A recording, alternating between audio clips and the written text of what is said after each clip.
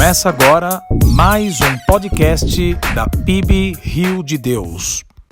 Olá, seja muito bem-vindo, você que nos acompanha ao YouTube da PIB Rio de Deus, você nosso ouvinte, já estamos no ar e começa mais uma edição do podcast da Primeira Igreja Batista PIB Rio de Deus.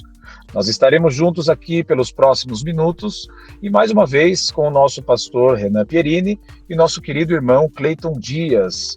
Olá, meus queridos, graça e paz, como estão? Olá, Will, olá, Cleiton, a graça e a paz a todos vocês. Prazer enorme estar aqui, estamos bem, graças a Deus, e vamos lá para mais um podcast. Maravilha, fala, Cleiton. Graça e paz, Will, graça e paz, Renan. Vamos que vamos. Perfeito. Galera que nos acompanha, a gente começa hoje com um tema que causa bastante conversa, bastante assunto. Hoje nós vamos falar sobre o caminho da santificação e a luta contra o pecado. Ai, ai, ai. Então, para a gente começar, por gentileza, pastor Renan Pierini, o que é santificação? Vamos deixar de uma vez por todas, né, bem claro para todo mundo o que é a santificação. Bom, vamos lá. A palavra santidade, ela tomou uma conotação muito ruim, né?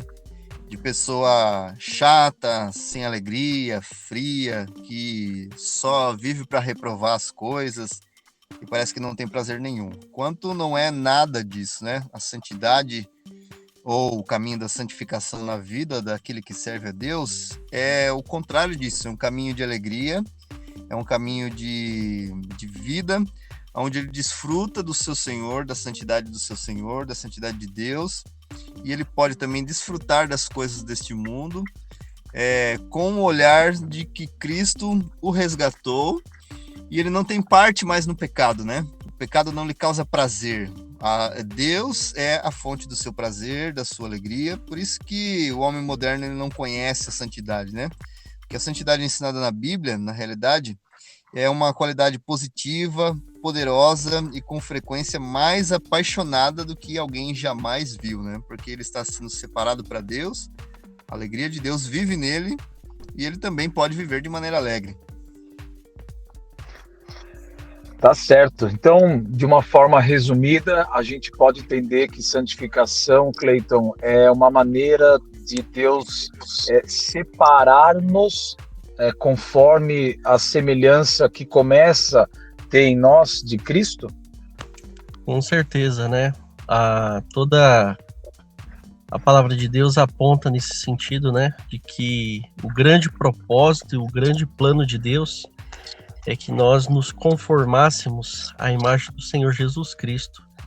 E fazendo um adendo aí ao que o pastor Renan acabou de mencionar, é importante a gente entender que todas as vezes que nós observamos aquelas expressões bíblicas onde nós devemos viver do modo digno do Evangelho, onde devemos experimentar a boa, perfeita e agradável vontade de Deus, ter sede de Deus, guardar os seus mandamentos, observar e meditar a sua lei, todas essas expressões, elas apontam para o caminho da santificação. Então, longe de usarmos caricaturas, né, legalistas para retratar a vida cristã, a gente entende que o caminho da santificação é um caminho de um coração tocado e transformado pelo Evangelho, cujo maior desejo e meta e sentido é viver uma vida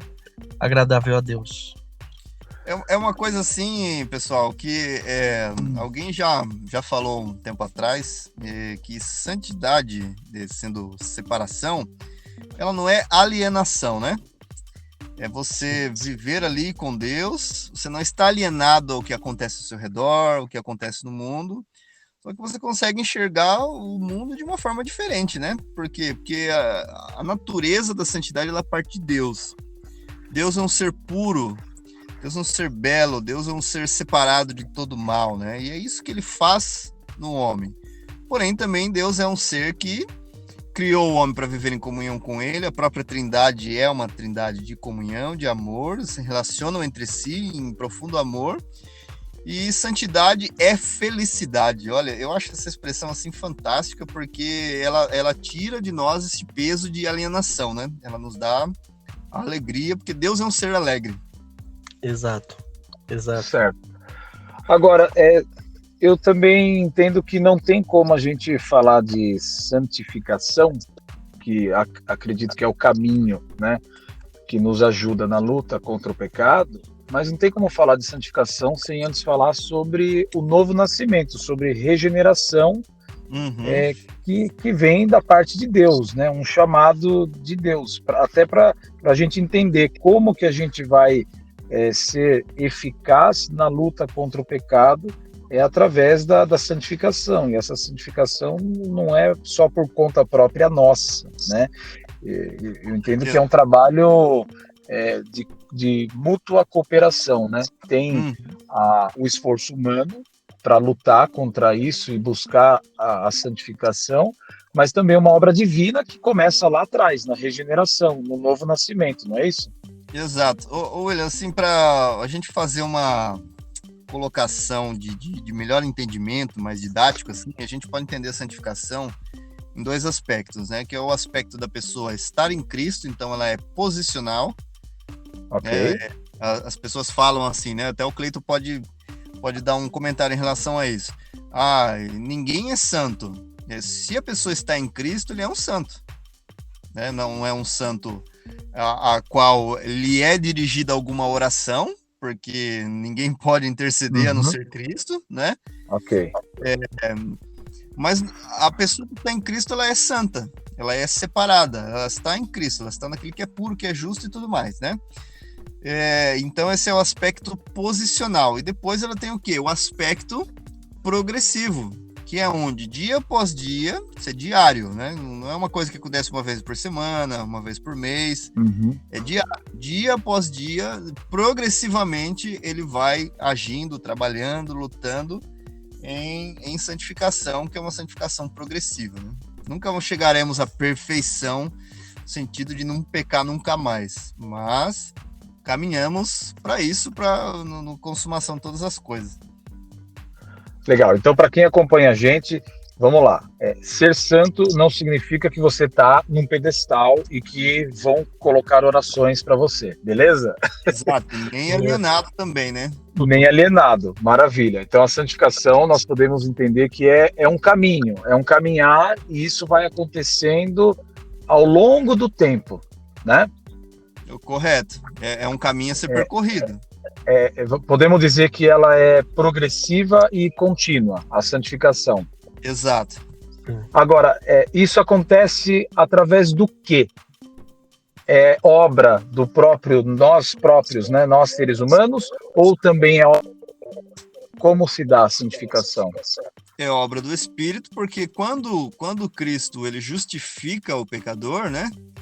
Ele é o quê? Declarado justo e santo. E um pecador não pode apresentar-se diante de Deus sem a justiça de outra pessoa, né? Então ele é declarado justo e santo, ele é separado deste mundo, e ele foi colocado em uma posição de santo. Tem pecados, maus hábitos? Tem.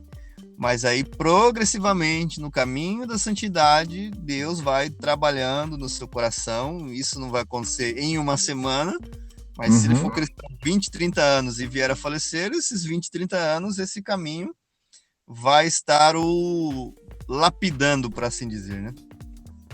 Will, Manda. eu queria só ler um texto aqui, até para corroborar o que o Renan acabou de falar, sobre a questão da santificação como obra de Deus, mas nós estamos ativos, né, nesse processo. É o texto de Filipenses, capítulo 2, versículos 12 e 13, que diz assim: de sorte que, meus amados, assim como sempre obedecestes, não só a minha presença, mas muito mais agora na minha ausência, operai a vossa salvação com temor e tremor, porque Deus é o que opera em vós, tanto querer como efetuar segundo a sua vontade. Então a gente vê aqui nesse texto Paulo exortando aqueles irmãos para que tivesse uma vida de obediência a Deus, ou seja, ele está falando de santificação. No entanto, o que aqueles irmãos deveriam fazer? Operar a salvação com temor e tremor diante de Deus. Mas eles podem fazer isso de forma autônoma, de forma de que eles sejam deixados por conta própria, por esforço próprio, fazer tudo isso. É a salvação que já foi dada a eles, né? Exatamente. O versículo seguinte já diz: porque Deus é o que opera em vós tanto querer como efetuar segundo a sua boa vontade. É um operar de Deus em nós. Isso faz a gente já entrar no assunto sobre de que forma a gente consegue se afastar do pecado, né? Porque uma questão é a gente entender o chamado de Deus para um novo nascimento e entender que o agir do Espírito Santo durante o processo da nossa caminhada nesse mundo, durante esse processo de santificação que nos separa, que permite com que a gente esteja ficando cada vez mais semelhante a Cristo, que nos justificou e nos salva, mas tem também a questão do pecado. Então vamos lá, eu vou soltar uma bomba aqui para vocês dois. Santificação, né? Quando é que a gente vai deixar de pecar? Ou, para a gente que é cristão, para aqueles que são cristãos, que creem, o cristão não peca? Como que é a questão do pecado na vida do cristão? Bom, deixa eu dar o pontapé inicial aqui. A gente tem a questão, volta lá no que eu falei a respeito de a santidade, a santificação posicional, né? Que a pessoa está em Cristo. Então, se ela está em Cristo, ela é considerada santo. E aí é o grande dilema, que foi o que Martim Lutero trabalhou, que é justo e pecador ao mesmo tempo, né? Mas, quando a gente olha para a palavra, primeira epístola de João, diz assim que quem está nele não peca, não é? Então, quem está em Cristo não peca, não vive em pecado, não vive fora da vontade de Deus. Por quê? Porque ele está em Cristo. Mas tem o quê? Os pecados habituais do dia a dia, as falhas, inclinações e tudo mais. E para isto, o mesmo João diz que se pecarmos e se confessarmos os nossos pecados, ele é fiel e justo para nos perdoar os pecados e nos purificar de toda injustiça. Olha só, eu solto a bomba aí pro Cleiton. E aí, Cleiton? Tá de acordo ou não tá? Perfeita colocação, né? Lembrei também do texto de Filipenses, onde Paulo ele fala que ele prossegue em direção à perfeição, né? E ele mesmo admite, não que o já tenha alcançado, mas eu prossigo para o alvo. Prossigo para o alvo. Então, o cristão, ao trilhar uma vida de santidade, ele está no mesmo caminho, com certeza. E um grande pregador, né, o J.C. Ryle, ele dizia que sem luta não há santidade. Então, quando nós falamos de santificação, sempre envolverá luta, né? Sempre. Então, para esse texto aqui, ó, veja só, João, ele não começa, como eu não estava lembrando aqui, mas ele começa com confessar os pecados, porque ele é fiel e justo para perdoar. Mas ele termina dizendo, sabemos que todo aquele que é nascido de Deus não peca. Olha só, é uma contradição isso? Não. Por quê? Porque se a pessoa está em Cristo, ele não vive mais na prática do pecado. Por quê? Porque o cristão nunca mais ele peca em paz, cara. Isso é uma coisa assim sensacional que o próprio Deus faz, porque se a pessoa cometer um erro, ele vai ser incomodado, né? Então todo aquele que é nascido de Deus não peca. Porque de Deus é gerado e conserva-se a si mesmo, e o maligno não lhe toca. Sabemos que somos de Deus, olha que certeza, que segurança. E que todo mundo está no maligno. Ele termina assim, mas ele começa dizendo, se andamos na luz, como ele na luz está, temos comunhão uns com os outros, e o sangue de Jesus Cristo, seu Filho, nos purifica de todo pecado. Como está em Romanos 8,13, né? Se a gente viver segundo a carne, a gente caminha para a morte. Mas se for pelo Espírito, a gente vai mortificar os feitos do nosso corpo e certamente viveremos. Ou seja, eu quero colocar aqui, a gente sempre vai estar nessa militância, nessa luta da vontade do nosso corpo e a vontade do Espírito que paira sobre nós, certo? Então, assim, a gente precisa entender que nós precisamos cada vez mais buscar sermos submissos, sujeitando-nos a Deus, para que haja um fortalecimento em nós na luta contra a carne, na luta contra o pecado, certo? Mas este é o ponto, né, Will? Tiago 4, 7 e 8 diz: sujeitai-vos a Deus, resisti ao diabo e ele fugirá de vós. Tiago não fala assim, ó, resistam ao diabo. Primeiro, tem como que eu posso dizer, uma receita, um conselho, uma indicação, né? Uma fórmula. Isso, sujeite-se a Deus, resistam ao diabo. Então, eu estou aqui, eu me sujeito. Mas e a minha parte de resistir, né? Eu não posso dar de cara com a tentação. Se preciso for, eu tenho que fugir. Se o meu smartphone me faz pecar, joga no rio, corta, né? Tem que ser radical. Foi o que Jesus disse: se a tua mão direita ou teu olho te faz pecar, corta e lança fora, né? Então, legal. Ó, a gente... Então, para quem acompanha, a gente já está pegando uma questão mais prática. Então, vamos lá. Primeiro, nós precisamos entender que se alguém é cristão, sabemos que o coração está sendo ou tem sido regenerado, e os cristãos foram vivificados, porque receberam um novo coração e também o Espírito Santo que habita dentro de cada cristão, certo? Estava morto, então, recebeu o Espírito de vida. Isso. Então, com esse Espírito de vida, o cristão vai experimentando mudanças, transformações, para ir crescendo em conformidade com Cristo. Mas, ao mesmo tempo, a gente nunca vai estar livre do pecado no mundo. Até porque, em 1 João diz que se a gente disser que a gente não tem pecado nenhum, nós estamos enganando a nós mesmos e a verdade não está em nós, certo? A verdade não está em nós, exato. Aí o pastor Renan entrou no tema sobre tentações. Então, todo mundo sofre suas próprias tentações. E aí, numa questão prática, de que forma a gente entende que Deus tirou a gente daquele lugar onde a gente estava, cada um sabe a vida que tinha antes mesmo, né, do chamado de Deus, mas Deus ainda continua tirando aquela sujeira que resta em nós, certo? E de que forma a gente consegue vencer as nossas próprias tentações? Bom, eu tinha tocado... Você falou em tentações aí, né? Eu tinha tocado no ponto de Tiago aí, que é o sujeitar-se a Deus, né?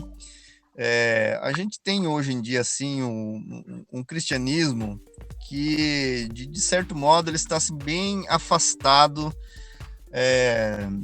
das verdades da palavra, das verdades teológicas, assim, que são substância para o crente. Por que eu digo isso? Porque é muito raro você ouvir uma pregação sobre mortificação do pecado, né?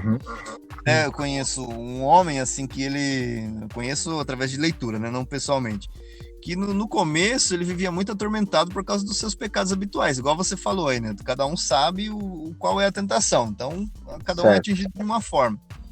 Até que ele encontrou o texto de Romanos, que foi o que você falou aí, sobre o mortificar as obras da carne, né? Mas é bem interessante que esse texto de mortificação, o Cleito, que gosta bastante de Romanos aí, acompanha várias coisas, essa mortificação, ela se dá pela vida no espírito, né? Eu não consigo matar o meu pecado por si próprio.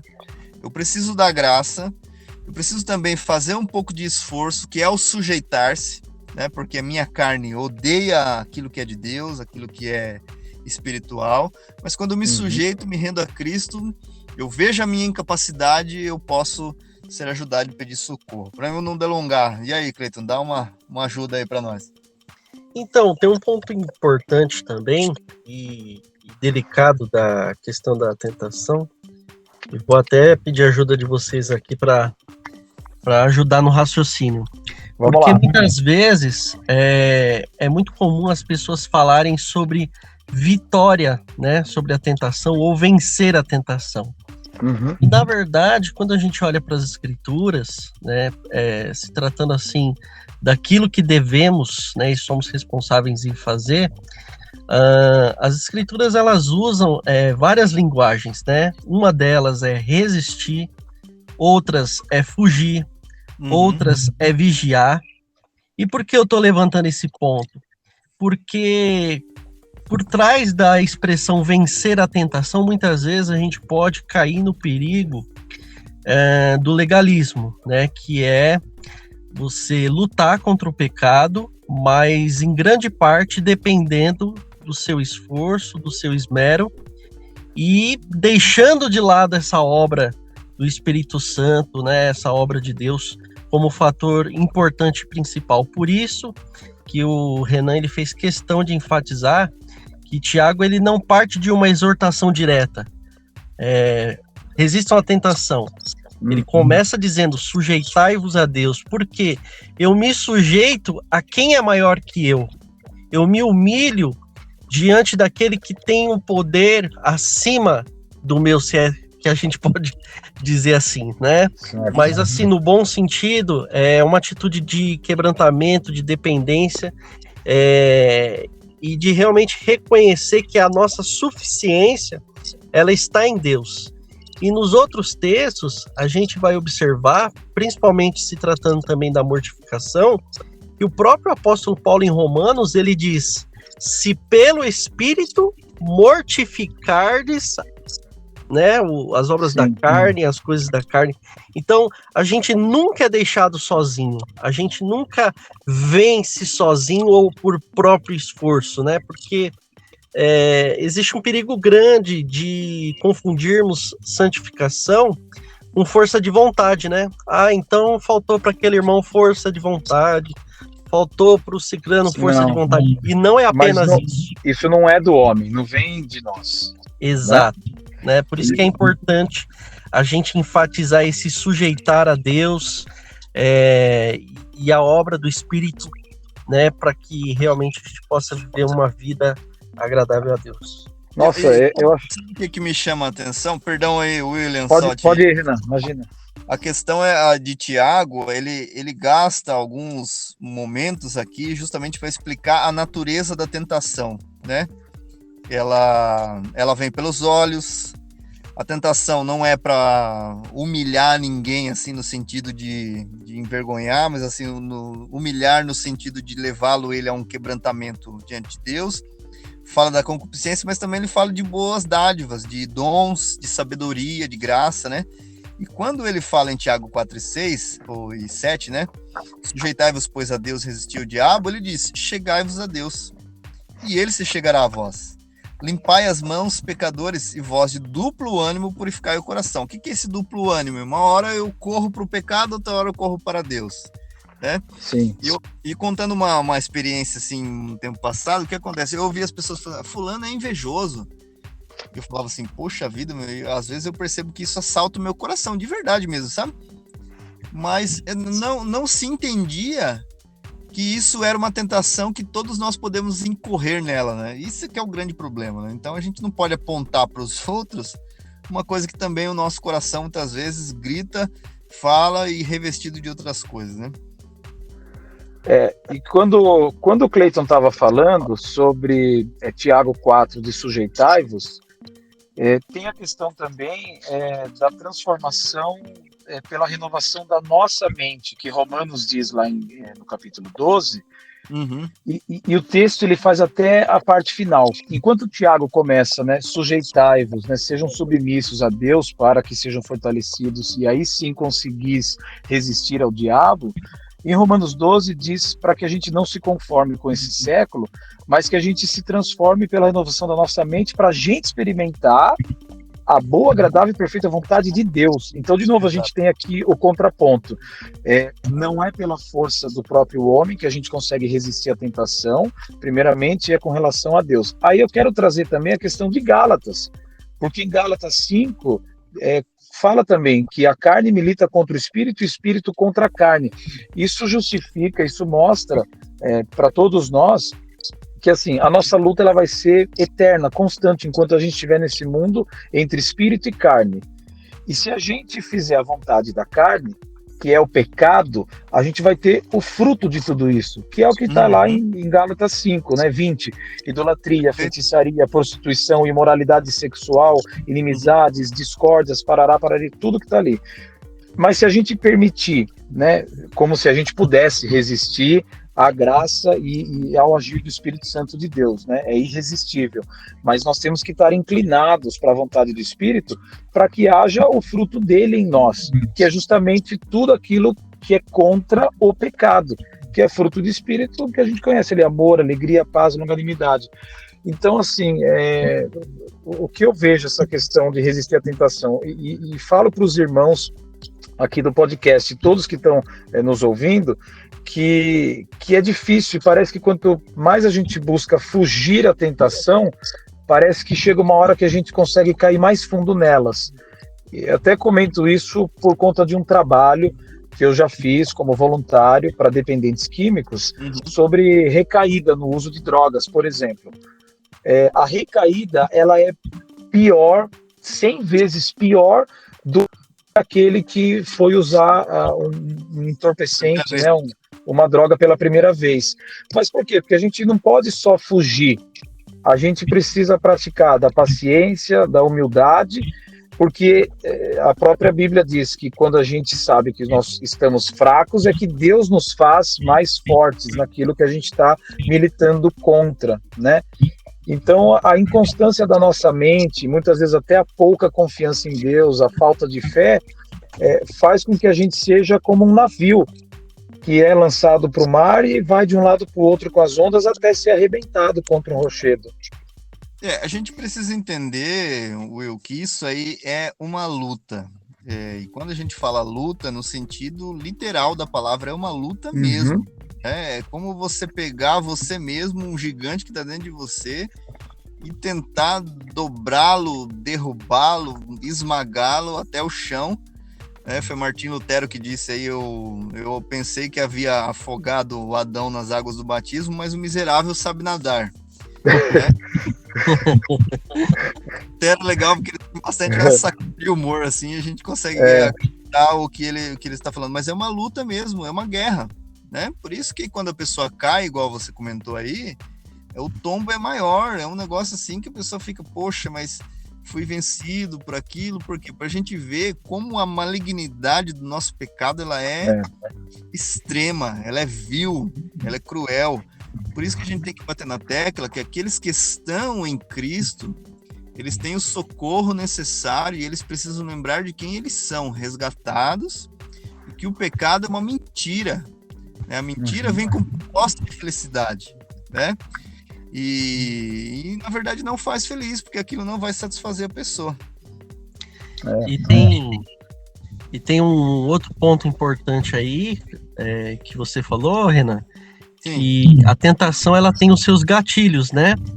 E muitas vezes a gente fica preocupado, né, com o gatilho da cobiça, né, do desejo, aquela coisa toda, mas a gente não pode esquecer também que um gatilho muito forte da tentação é a culpa, né?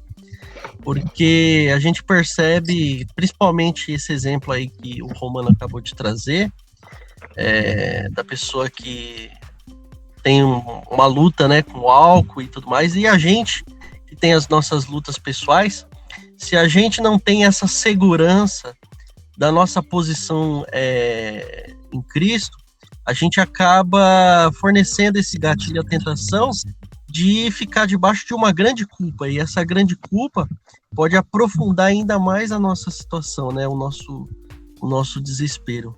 Então é o que o Renan falou. A gente precisa ter como base muito sólida quem nós somos em Cristo, né? Todo aquele cristão, toda pessoa que está lutando contra o pecado, o autor aos Hebreus, ele fala algo muito importante, né? Você precisa lutar com o pecado, contra o pecado, mas você não pode esquecer de olhar para Jesus, autor e consumador da fé. Exatamente. A questão também da culpa, né, que Cristo levou a culpa por todos os nossos pecados, não pode também, não digo minimizar, mas não pode subtrair da gente a responsabilidade da gente manter a nossa caminhada na santificação. Embora a gente já falou aqui sobre as tentações, né? E a gente sabe também que nenhuma tentação, né, Deus não vai permitir que a gente seja tentado além da nossa força, não uma força interna da natureza humana, mas daquele que nos fortalece, né? Ou da nossa capacidade de suportar, né? Se aquilo Isso. É difícil. Eu falo para os irmãos e fico aqui, claro que eu não vou, né? Não é o momento de abrir muitas coisas, mas passa agora aqui pela minha mente, pelo meu coração, de todas as vezes em que eu fui tentado e eu caí em tentação, né? E aí depois vem aquele sentimento horrível, aquela questão do arrependimento, de puxa vida, mas por quê? Muitas vezes faltou uma ação ali imediata. E quando o Cleiton falou aí sobre os gatilhos, o Cleiton me fez lembrar de um livro que eu li há muito tempo, chama A Imitação de Cristo, né, do Thomas Kempis, Sim. que ele fala sobre como que é esse gatilho da tentação na nossa mente. Ele fala mais ou menos assim, que primeiro vem na nossa cabeça a ideia do mal. E aí a gente começa a imaginar, vem uma imaginação forte dessa ideia. Então, cada um imagina um pecado, aquilo que mais grita na sua própria carne. Então, primeiro vem à mente a ideia do mal. De repente, a imaginação forte dela. Aí você já pensa no deleite. Puxa, e se eu fizesse isso, hein? Pô, ninguém vai ver e tal. Aí vem uma proposta. De repente, você está andando no meio da rua, surge uma proposta, né? Que o próprio diabo coloca. E ainda assim vem o consentimento. Fala, bom, mas, poxa, né? Nessa situação ninguém vai ver nada e tal. E aí, pouco a pouco, o nosso inimigo ele vai ganhando entrada completa na nossa mente, porque ele não é resistido no início. E eu entendo que esse resistir no início não é de nós mesmos, mas o quanto que nós estamos ligados ao Pai, ligados ao Espírito Santo de Deus, permitindo que Ele nos fortaleça, né? Então, assim, quanto mais tempo a gente vai levando para resistir, mais fraco a gente vai ficando diariamente. E cada vez mais a gente vê e fala, puxa, cara, antes eu pecava menos, agora eu tô pecando mais. Mas é por quê? É por conta da nossa inconstância, né?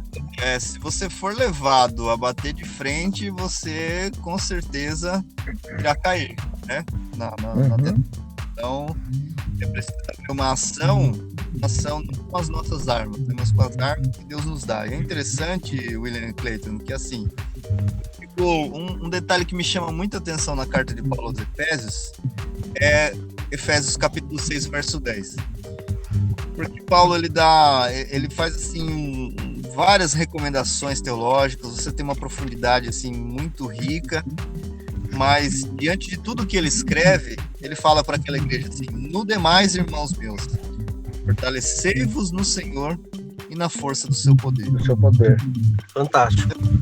Por quê? Porque nada vai adiantar ter todo o conhecimento e até mesmo instruções, como no caso do apóstolo Paulo que ele deu para a igreja, se aquilo não fosse uma verdade nesse sentido para aquela igreja, né? E ele não termina com a oração no verso 18, ele fecha com a oração, porque a oração é o meio pelo qual um dos meios de graça, né? Pelo qual o cristão ele nutre a sua nova natureza. Ele confessa a Deus os seus pecados, ele pede ajuda, ele pede graça, né? Então, a questão ali do quando ele diz e oreis, ele está colocando como um recurso, ele está colocando como recurso fundamental na batalha. Certo. Renan, eu estou ouvindo bastante ruído na sua fala. Não sei se o Cleiton também está ouvindo esse ruído. Tá dando umas interferências, mas tá dando para ouvir. Eu acho que deve ser coisa do aplicativo aqui, porque o sinal tá normal, não sei. Sim. E eu acho que a gente está caminhando já para fazer um fechamento sobre esse tema. E olha, é maravilhoso, mas ao mesmo tempo que é maravilhoso também dá um chacoalhar, porque a nossa peleja aqui no dia a dia é realmente contra nós mesmos, né? Daquilo que a nossa natureza, a nossa carne, a pecaminosidade, ela vem à tona. Mas é fantástico, maravilhoso a gente poder falar sobre o caminho da santificação e a nossa luta contra Inclusive, eu quero já deixar aqui anunciado para próximos podcasts de que a gente pode começar a trabalhar cada área de pecado, como imoralidade, como a ira, e como tratar isso à luz da Bíblia, né? Certo. Com certeza. Para que a gente não seja levado por... Assim, não que a ciência da psicologia seja ruim, ela é boa, né? Mas parece-me, às vezes, que as pessoas dão mais importância ao que a psicologia fala do que ao que a própria Bíblia, a palavra de Deus, fala, né? Sim, e às vezes acaba ficando até superficial, né? Exatamente. Com certeza. Tá certo. Queridos, vamos fazer um fechamento, então? Vamos sim. Então vamos lá. Falamos de santificação e a luta contra o pecado. O principal de tudo isso que a gente conversou, pastor Renan e irmão Cleiton, como que vocês fariam um resuminho para quem, às vezes até para quem está chegando no finalzinho aqui, ouvindo a gente? Santificação e luta contra o pecado. Bom, deixa eu começar aqui. O que acontece? A gente pode partir do ponto de que Cristo é aquele que venceu por nós. Ele é santo, ele é totalmente santo. E ele é poderoso para nos dar graça. O pecado não nos fará feliz. São promessas em Cristo. Mas em Cristo nós temos a felicidade, a graça de poder desfrutar e entender que santificação não é algo monótono, frio, chato. Muito pelo contrário, desfrutar da vida de Deus, da alegria.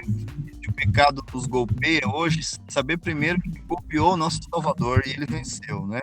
Nele, com ele, nós podemos vencer se confessarmos e humildemente pedirmos ajuda. Eu faço das palavras do Renan as minhas também, juntamente com o autor de Hebreus, como eu já mencionei anteriormente, né? Nós precisamos continuar lutando contra o pecado. Sabemos que não é fácil, né? A Bíblia diz que nós gememos em nosso íntimo, né, nessa luta, mas precisamos continuar olhando para o autor e consumador da fé, porque os grandes servos de Deus venceram, mas eles tiveram momentos de fracasso, momentos de queda, mas eles venceram não pela força deles, venceram pela fé naquilo que Cristo prometeu e fez por eles, mas principalmente crendo em quem eles eram e são em Cristo Jesus. Então, maravilha. Que essa possa ser a grande inspiração e o fator motivador para a nossa luta contra o pecado. Amém. Apesar da gente não poder Jamais, né? A gente não pode jamais esquecer que o nosso único mérito diante de Deus, se é que a gente tem, né? Mas o nosso único mérito diante dele é a justiça que a gente recebeu de Cristo, né? E que a gente possa se atentar para essas palavras aí do autor de Hebreus, né? Principalmente quando ele fecha com a questão de seguir a paz com todos e a santificação, sem a qual ninguém verá o Senhor. Maravilha. Muito obrigado. Pastor Renan, a gente tem aqui uma finalização, estamos ansiosos, esperando uma oração do livro aí, Vale da Visão, e aí a gente faz a finalização do nosso podcast de hoje. Tá, joia. Eu vou dar uma resumida aqui, porque ela é um pouquinho longa, mas é maravilhosa, né? Diz assim: ó Deus, que teu Espírito fale em mim para que eu possa falar a ti. Não tenho mérito algum, dá que o mérito de Cristo seja em meu favor.